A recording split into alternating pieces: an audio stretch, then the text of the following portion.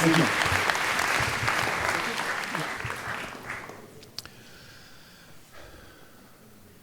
The hour-long drive is silent, tense. I'm angry and I'm heartbroken.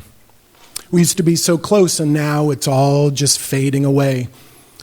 And as I look back at Jenny's angry teenage gaze in the rearview mirror, I wonder, has she saved enough allowance to afford a hitman?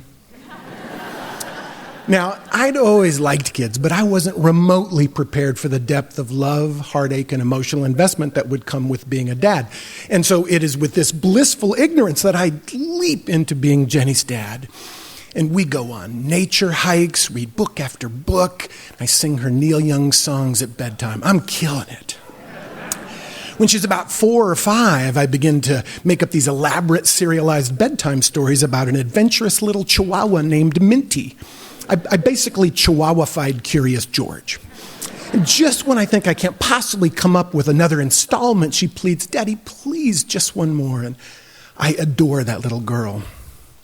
But alas, little girls grow up, and then at some point, dad cool becomes dad plague, and a teenager just needs to find herself on her own terms. No more nature hikes, no more books, and no more Neil Young at bedtime. I'm definitely not killing it any longer. And my wife understands this so much better than I do, but me, I'm just a heartbroken mess. I miss my little girl. And so this is the fragile emotional landscape of our relationship that morning as I look back at my 13-year-old looking at me angry in that rearview mirror. We'd joined some of my wife's Ohio family on a huge summer road trip to Canada, ultimately landing in this little village along the St. Lawrence River, and it is amazing. We hike to the top of this massive thundering waterfall and walk through ancient forests and go on a hike in search of a secret cove where baby beluga whales are born. And for me, these experiences are healing. They transport me. And at one point, I'm commiserating with my brother-in-law about teenager woes, and he tells me that his daughter hasn't spoken with him in 2 months. Not a single word.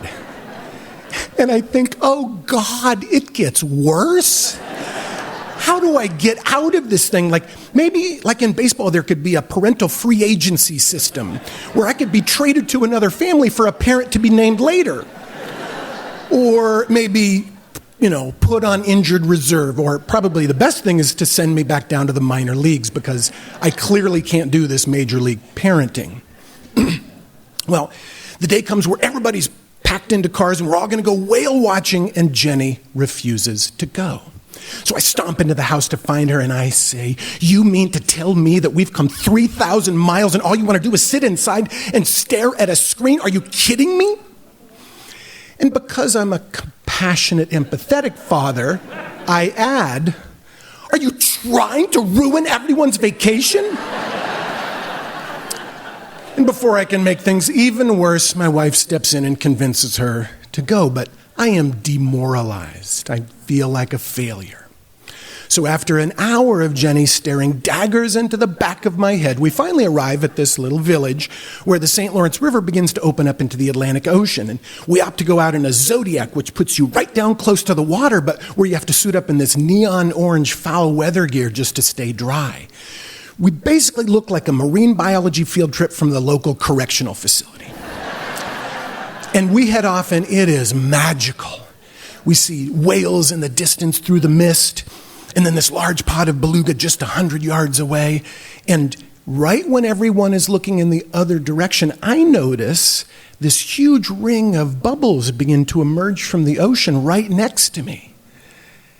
And my heart starts to race, and I can barely breathe, and I can barely speak. And finally I say, "Look, look, look!" And just as every head turns, this massive humpback whale, her gaping maw wide open, rises from the depths, scooping up thousands of krill before slowly rolling onto her side and disappearing into the black. It is unbelievable. It is an intense, emotional, deeply affecting experience. And as I look back to see everyone's reaction, my eyes pause on Jenny, her little face peering out of the tightly drawn hood of her parka. And I don't know how, and I don't know why, but in that moment, I am instantly catapulted a decade into the past. Against all logic and reason, I'm staring at the face of my precious little 3-year-old, beaming with wonder and pure delight. And as I gaze at her face, I am completely overcome with emotion, this paralyzing mix of fear, joy, confusion, and love. I am having an utterly terrifying and exquisitely beautiful break from reality. There she is, my little girl. And as my eyes fill with tears, I turn away and I weep into the sea, realizing that she's been with me all along. Now, how is that little girl these days? That was 9 years ago. She's 22. She's living in the Colorado Rockies teaching kids about science and nature. She loves reading, and she's a big fan of Neil Young. And when she's in town, she'll come with her dear old dad for an evening of stories at the Moth. Thank you.